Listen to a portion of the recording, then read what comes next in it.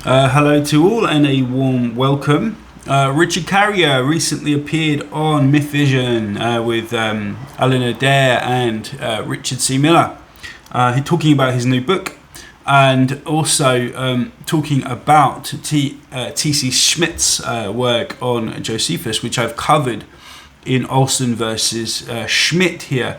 Now I've only read partial pieces of Schmidt's free book. You can find it online.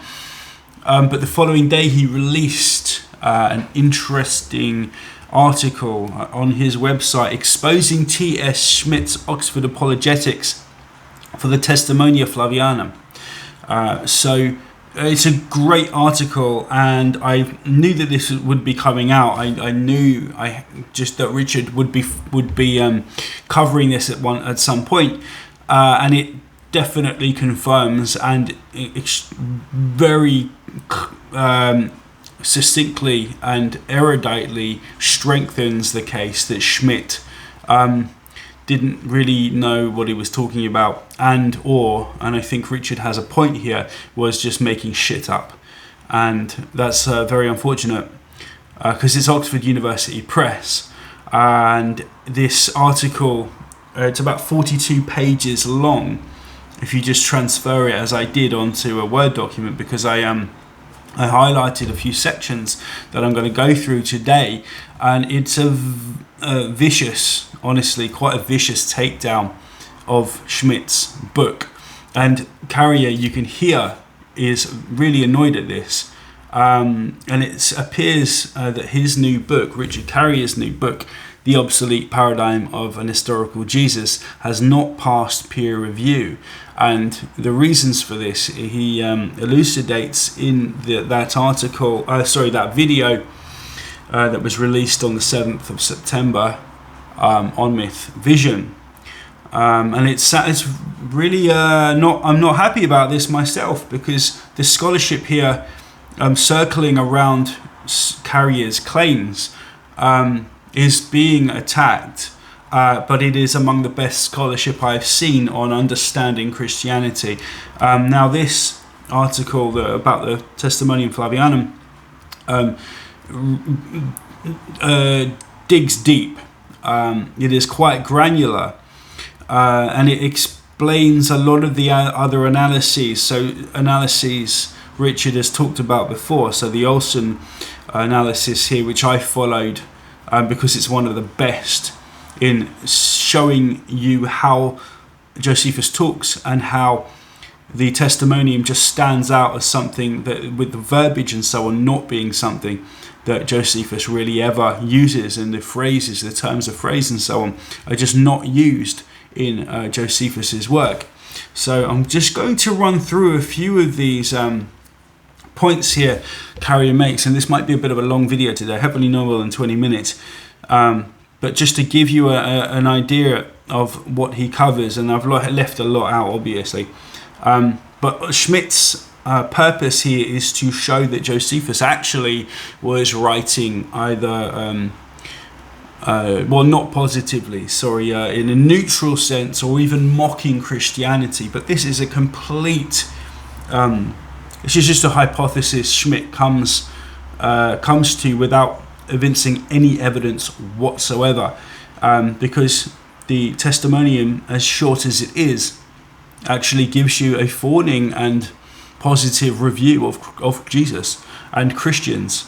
If you just read the text as it is, it certainly doesn't sound neutral, and it's certainly not a scathing report. And it's a weird way to analyze this, that the Testimonium. So just paraphrasing it very quickly to start off, Schmidt is only obsessed with making evidence inconvenient to his faith go away by rewriting history to get the mean Jew to say mocking things about Christianity in order to sell that as proving those mocked things were well sourced and thus true.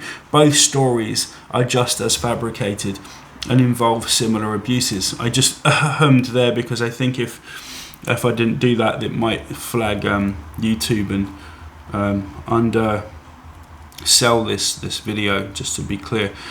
So the Olson analysis is one of the best in that it shows you that the language, specifically the actual language used in Koine Greek, is not Josephine. So Schmidt claims, so first claim really, Olson is incorrect when he says that Josephus never uses the phrase 10,000 other things.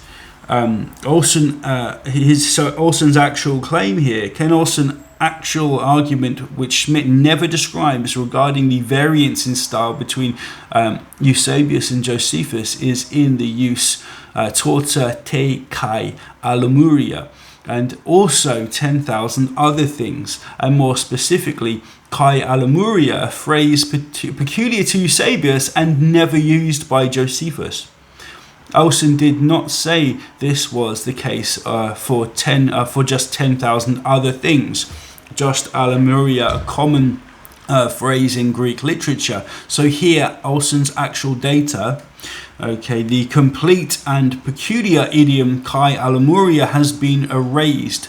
We're never shown or told that, and replaced with fake data. So he's doing this a lot, Schmidt. The routine Greek phrase alamuria, then it's claimed Olson made a false statement about this data, implying Olson's dishonesty and incompetence, when of course, being fake data, his claim wasn't about that data but the actual data Olson presented. In other words, Olson actually said, and 10,000 other things. Kai alamuria is not Josephine but Eusebian.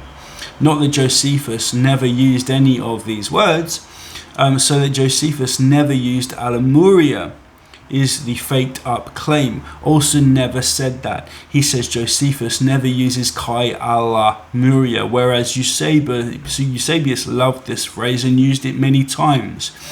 It is this that evinces the TF as forgery, and indeed forged by Eusebius. So we have specific cases here where actual proper specific phrases are used, and not just variations of them. And you'll find variations elsewhere in Josephus's work. So one is in Antiquities 13.382, where Josephus says someone did 10,000 other things to agitate someone else, but there Josephus writes ale tumoria, not torta te kai ala muria, or even kai ala muria. Josephus never uses the particle te alone, not kai. Josephus uses the particle te alone, not kai. So as Olson said, which Schmidt has hidden from you, this is not an example of the TF matching Josephine style. It is in an example of the TF violating Josephine style. So again, Schmidt's just getting this wrong. Schmidt's other example is in Wars 2.361, but there the phrase is ale te ethne muria, and 10,000 other nations, and he seems to just leave that out. So it's not the same phrase at all. He's talking specifically about nations now, not just things, abstractly, just other things. So there's the first example, and there are many more. Schmidt's two examples here. Josephus here. So Olson highlights 8 examples in Eusebius using kai alamuria. I'm not going to present them here. Most of them are on the commentary of Psalms, a commentary of Isaiah, demonstration of the Gospels, of course. They're actually spread across his works. It's all in the essay. This exact phrase is normal for Eusebius. He used it exactly the same, 3 words together for exactly the same meaning over 8 times. Josephus did this 0 times, and only once did Josephus form at least the same syntax, yet with te rather than kai. Okay? So we're going to get into some other examples here. I hope this isn't. So the Hopper and Goldberg analysis as well. So Schmidt fails to engage with all the leading scholarship against him, thus failing to heed my warning in Josephus, Carrier's warning in Josephus on Jesus, why you can't cite opinions before 2014. Most crucially, Schmidt never even mentions, much less discusses, Paul Hopper's devastating demonstration that the Testimonium Flavianum, or TF, thoroughly violates Josephine discourse style and cannot be by him in any form. Okay, and that's in so why you can't cite opinions before 2014. It's on Carrier's blog, and these are really well put together and scholarly and well cited blog posts, by the way. By ignoring Hopper, but ignoring Hopper is more devastating, as is Schmidt's casually dismissive treatment of G.J. Goldberg, who he at least mentions, but illustrates why this is a work of apologetics and not legitimate scholarship. So Carrier makes the point that Schmidt is just engaging in apologetics here. And Schmidt's book, passed peer review, and it's a terribly put together book.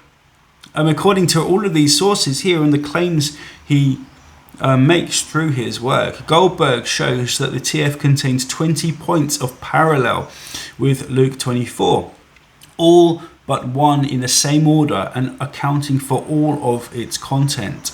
It's crazy. The probability of this occurring by chance is as near to zero as makes no odds.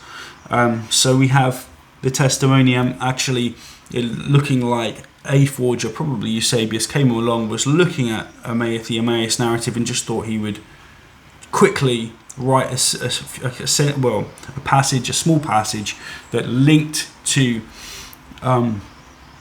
the Emmaus narrative, without realizing that people would be diligent 2,000 years, well, roughly from the time of his writing, and see what was going on.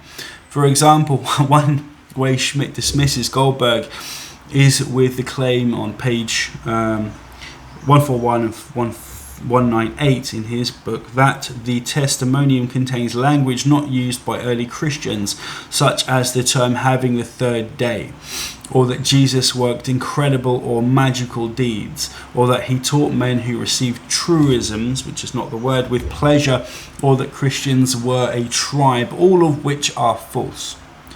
Okay, every single one of those things is a typical Christian assertion, sometimes even using identical wording, other times some paraphrasing of it, and he backs up his statement here. The incredible magical deeds bit here, this is a bit long, but I will go through it, I think, why not? Exactly contrary to Schmidt's assertion, Christians routinely use the word paradoxon, meaning surprising, and ergon, deeds, works, even for the miracles of Jesus, especially Eusebius, in the most suspicious intro ever written, practically a thesis statement for the Testimonium, declaring, okay, quote, "It had been foretold that one who was at the same time man and God should come and dwell in the world and perform wonderful works." History of the Church 1:2-3. Using paradoxon, ergon, poentian, the exact sequence of the three words we find in the TF, and shown himself a teacher to all nations. Quote again, using exactly the same words for teacher that also show up in the TF. Likewise, both the TF and Eusebius' introduction say the same things in different words. Jesus was a teacher of all ethnicities, not just the Jew. Not just the Jew. And died under the early Roman Empire and rose from the dead. And both this and the TF follow that with a reminder that Jesus fulfilled prophecy. The TF looks like just a reworked attempt to make something sound like Josephus is saying all the same things. This is almost as smoking gun as you can get, and I hope that makes sense. Indeed, Eusebius loves the phrase paradoxon ergon, and he gives a whole slew of references here. Other Christians like these words too, like John Chrysostom, Didymus the Blind, and so on. And you'll find many examples in the Thesaurus Lingua Graecia. But do you know who didn't? Josephus. I searched those three words together and found, apart from the TF, Eusebius is the first author ever to use them together, and often. Okay, this is a scathing takedown of Schmidt here, and I feel sorry for the guy because he's a fucking Yale professor. He wrote this book and it passed peer review, and it's terribly unscholarly. The idea, 3 days, the third day is quintessentially Christian, and the expression of having echon, a number of days, is literally in the Gospel of John. So this is another, having the days here, a reference here that is in the TF, and it just doesn't appear elsewhere in Josephus. But it's Christian. It's clearly a Christian term. The number of days is literally in the Gospel of John 11:17, and in respect to the same subject, resurrection there of Lazarus, and the exact phrase having the third day describing the resurrection of Drusiana appears in the Acts of John, either of which one can easily picture influencing a Christian author's style. The Acts of John is apocryphal, but it was a Christian document. So I'll kind of smash through this now. You got another example there again. I'll just go. I don't want to be too long on this, but it is a sad state of affairs, honestly, and I can understand why Richard Carrier is pissed off with Schmidt here. And Schmidt comes across, and I've been through about 3 of his interviews online. He comes across as quite a polite, nice, demure, easygoing scholar, but this is the result of his book here. Schmidt's thesis depends on us understanding that the phrase "if one ought to be called a man" was meant to sarcastically suggest Jesus may have been a demon, which doesn't really understand and he doesn't here understand how sarcasm really works. If no ancient Christian author ever noticed Josephus was mocking them, and they didn't.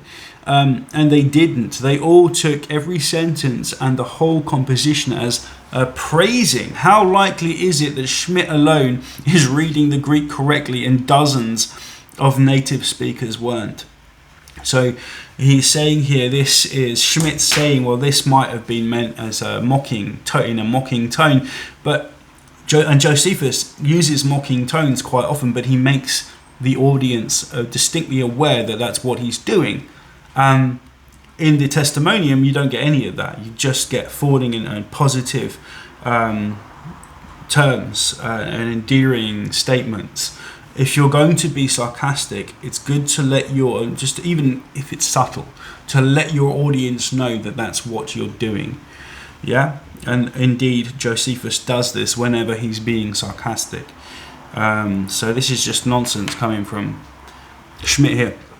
In 2 here, Godfrey proves Schmidt is simply flat wrong to argue that the phrase teacher of such people as accepting the truth gladly should be read as depicting the followers of Jesus' loving trite banalities, and therefore Josephus was mocking the followers of Jesus rather than, as is more obvious, describing them reverently, much less neutrally, as Schmidt is supposed to be arguing here. Godfrey is right, and again you get the same thing. He's trying to add words and add emphases to the text that's just not there, and that Josephus would never have left just like that.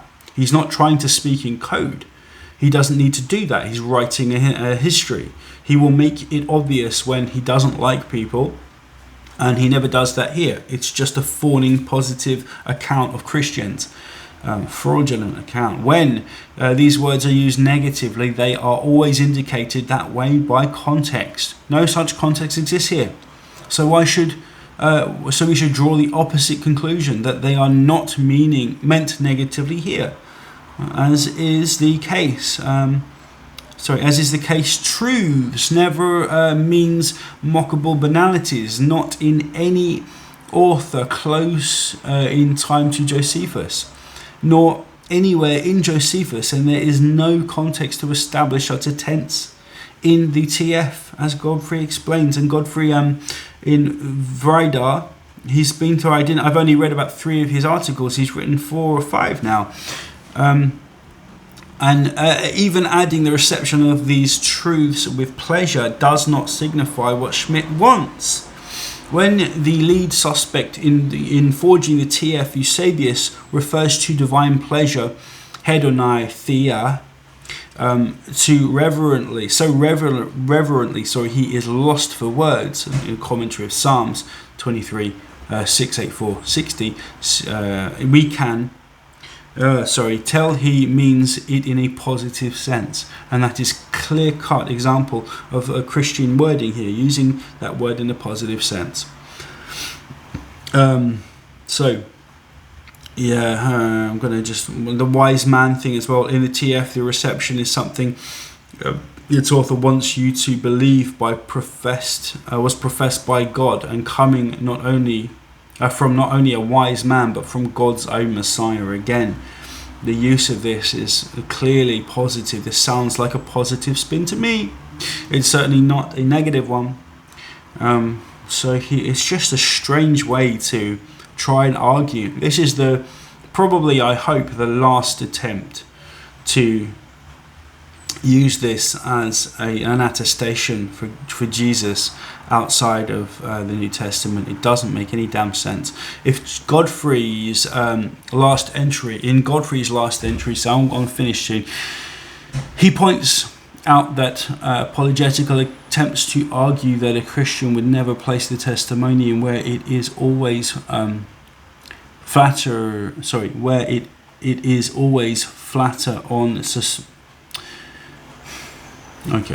If Godfrey's last entry, he points out that apologetical attempts to argue that a Christian would never place the testimonium where it is always flatter on supposition that would not be at all salient to a forger. In the language of the street, we call that a dumb idea. Sorry about that. Not a scholarly argument. In point of fact, to someone like Eusebius, this is exactly where it would best go. So he's talking about where it actually is in the Antiquities of the Jews here. The Christian myth blamed Pilate's famed ease to injustice for the execution of Jesus. His name was even baked into the very creed of Christianity for that reason.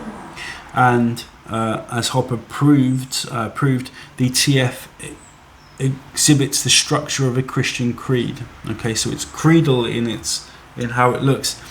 It's liturgical, and Christians always emphasize the Jewish elite's tumult as motivating them to wheedle Pilate into doing that. The Jews are always the bad guys, and Pilate was just doing what he always did.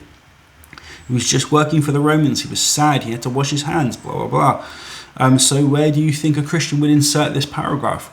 Perhaps at the end of a list of Pilate's own disturbing actions, perhaps ideally right before where the authentic text that describes it as putting the Jews in tumult, such that it is then immediately followed by a religious scandal abroad involving pagans and Jewish corruption, and thus now serving as a contrast to the glorious story of Jesus.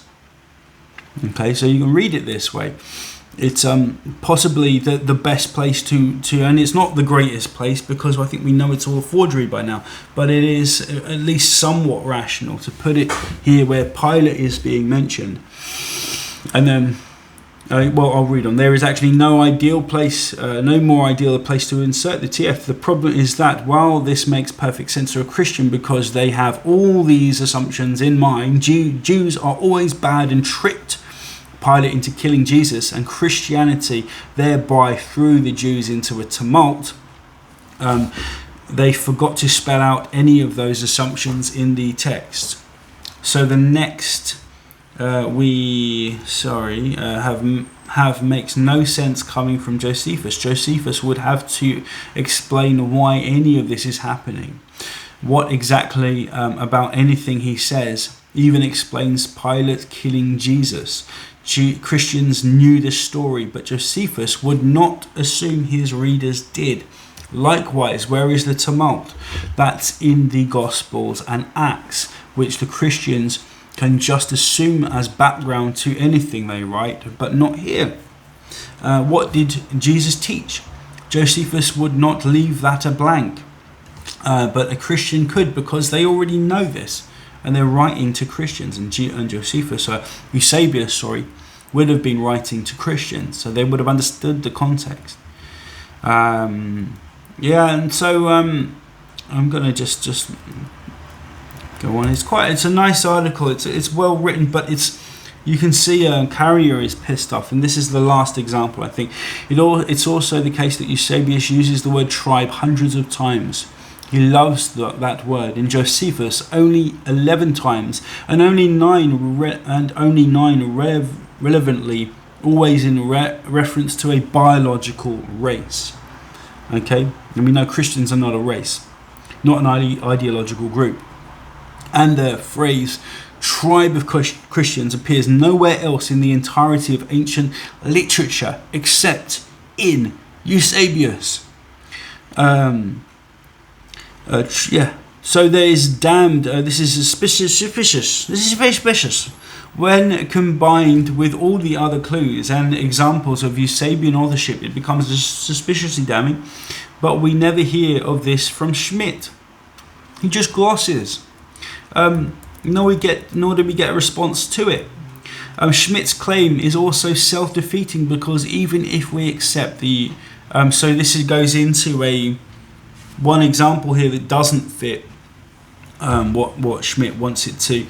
Will I read it to you? Best that you go and read the article. I think I've done enough here. I'll leave everything else out. Phylon again. I'll just read this last little bit.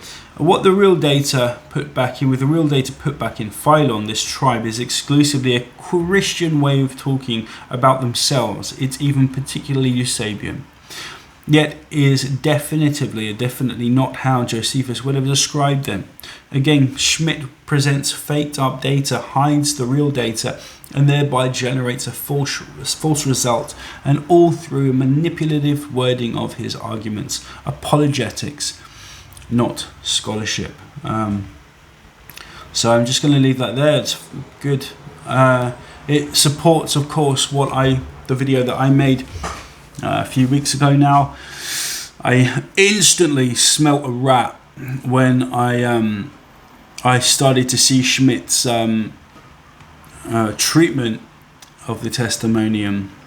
Carrier is angry. You can hear he's pissed off with Schmidt here. I hope that this is the last attempt. It was probably, it's certainly seen as a very forensic attempt to revive the Testimonium. But Olson is essentially right here. There are about 8 instances of Eusebian language or blatantly Christian language in the Testimonium. Remember, Eusebius is the first to mention and cite the Testimonium, and he's using the exact language that's in the Testimonium.